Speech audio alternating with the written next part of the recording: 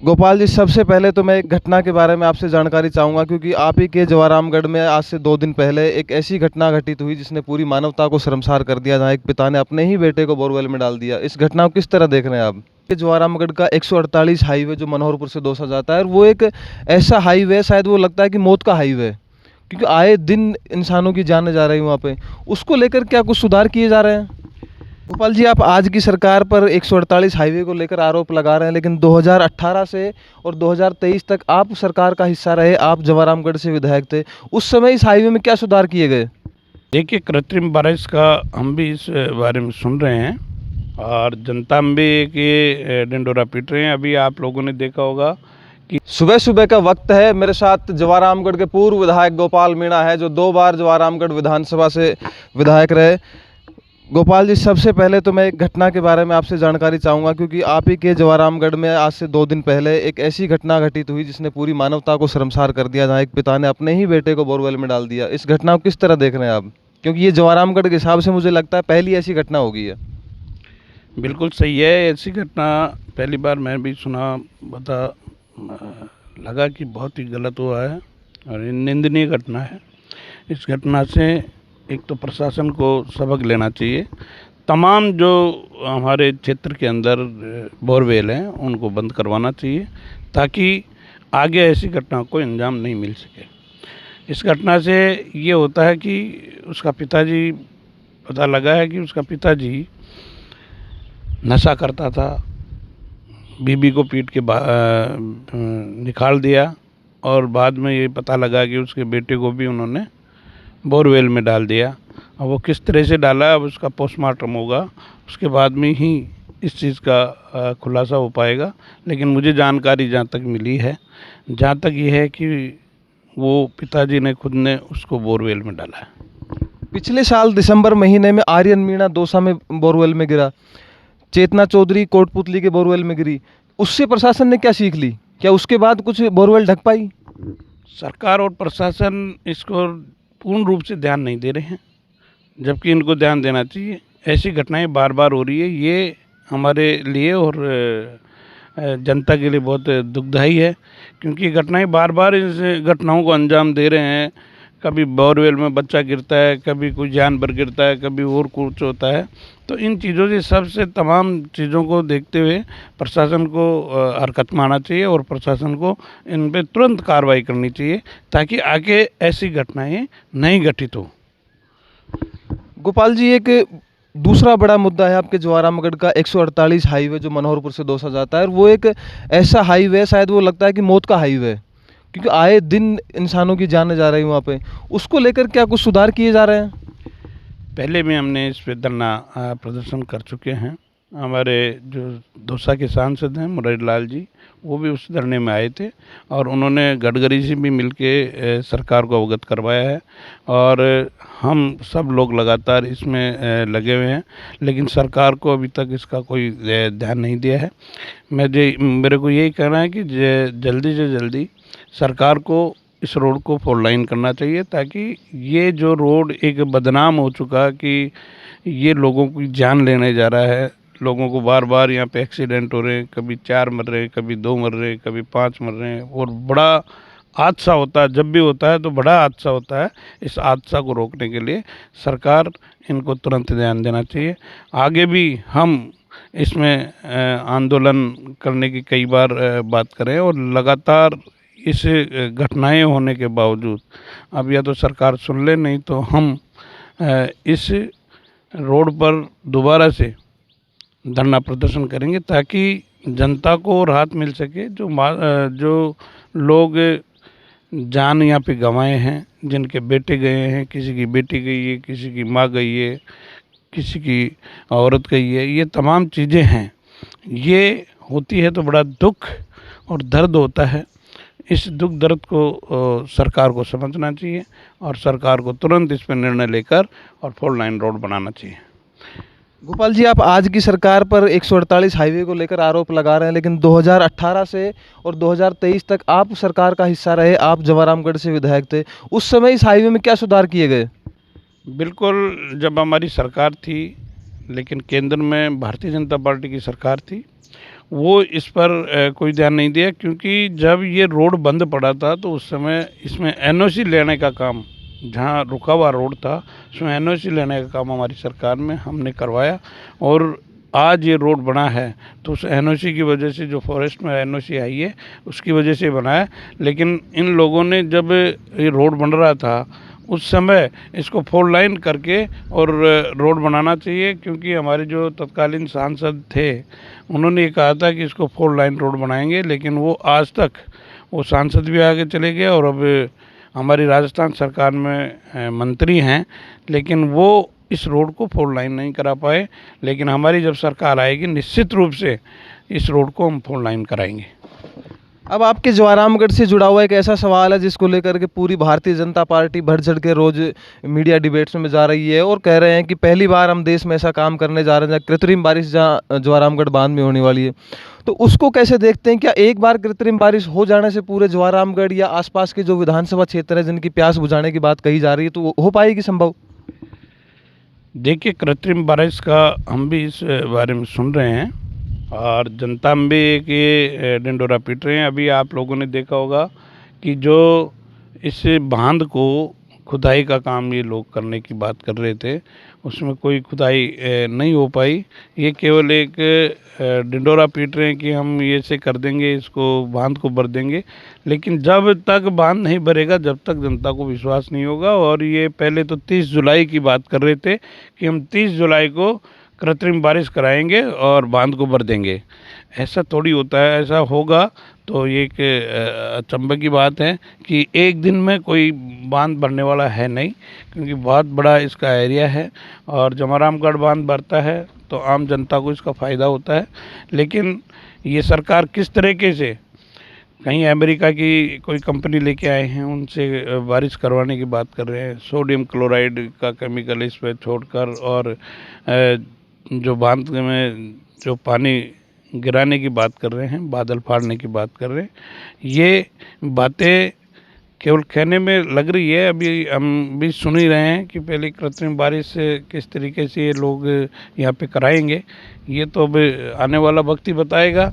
लेकिन मुझे लगता है कि ये जो काम करते हैं भारतीय जनता पार्टी के लोग, ये उसका ढिंढोरा तो बहुत पीटते हैं लेकिन काम कुछ होता नहीं है। आपने देखा होगा कि हमारे जमारामगढ़ विधानसभा क्षेत्र में इतनी तमाम जो रोडें हैं, वो रोडें हमारे समय में हमने पास करवाए और आज तक इनके 2 साल होते आए, लेकिन उन रोडों को ये नहीं बना पाए।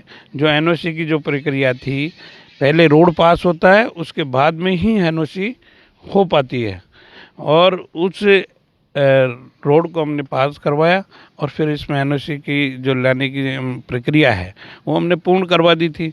उसके बाद में इन्होंने 1.5 साल लगा दी उस चीज़ के अंदर रोड बनाने के लिए, तब भी अब भी पूरा नहीं हुआ। 3 रोड अभी हमारे और बाकी हैं जो ये लोग अभी उस पर कोई काम नहीं कर रहे हैं, और ये कहते हैं कि साहब हमने ये रोड करवा दिया, ये रोड करवा दिया।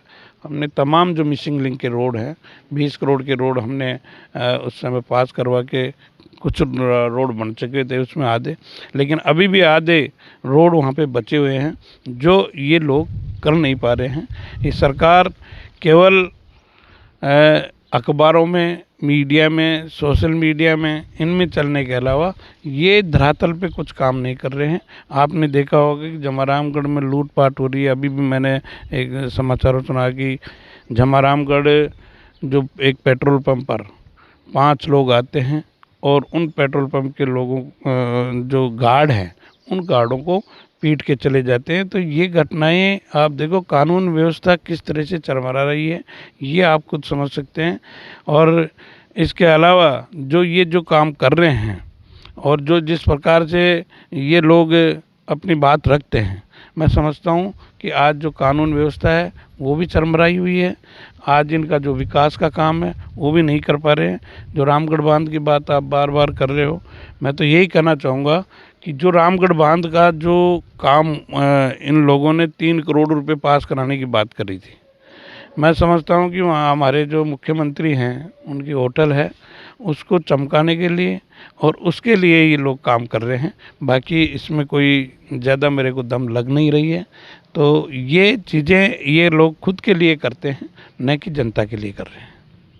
कल आप शाहपुरा में थे, स्मार्ट मीटर और बढ़ते अपराध पर विरोध प्रदर्शन हुआ शाहपुरा में, और उसी वक्त मुझे एक व्यक्ति मिला जिसका नाम था राजू धानोद, वो शाहपुरा के धानोद गांव का है। उसने मुझे बिल दिखाया बाकायदा और कहा कि 1 महीने में मेरा 49,000 रुपये का बिल आ गया।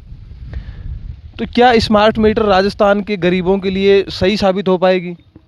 देखिए, ये लोग स्मार्ट सिटी की बात करते थे 2013 में, 14 में, जब इनकी सरकार बनी कि हम स्मार्ट सिटी बना देंगे, वो कर देंगे, लेकिन वो तो ये कर नहीं पाए। लेकिन अब इन लोगों का जो काम है वो जनता की जेब को खाली कराने का काम कर रहे हैं। बाकी स्मार्ट मीटर अगर लग जाएगा तो लोगों को बहुत बड़ी समस्या आने वाली है। जैसे मोबाइल का बिल है, वैसे इनकी बिजलियां बंद हो जाएगी, लोगों को बहुत परेशानी आएगी।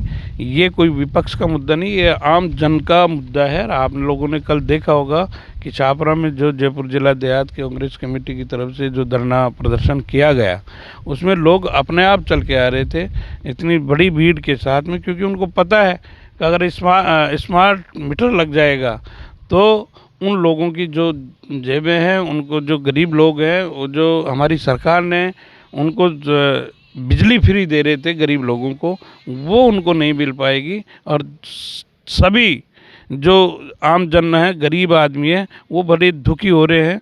लोग मुझे हमारे को आके कहते हैं कि साहब ये स्मार्ट मीटर को रोको, किसी भी तरह से रुकना चाहिए। और हम कांग्रेस के लोग जो विपक्ष में बैठे हैं, हमारी भी जिम्मेदारी है कि हम प्रदर्शन भी करें, इस चीज़ को रोकने का पूरा प्रयास करेंगे। और निश्चित रूप से आम जनता को भी हम यही सलाह देंगे कि हमारे जो स्मार्ट मीटर ये लगाने जा रहे हैं, उनका पुरजोर हमारे साथ मिलकर अगर विरोध करेंगे तो निश्चित रूप से ये जो स्मार्ट मीटर है ये लगने से रुक सकेगा। इसको रोकने का हम पूरा प्रयास करेंगे।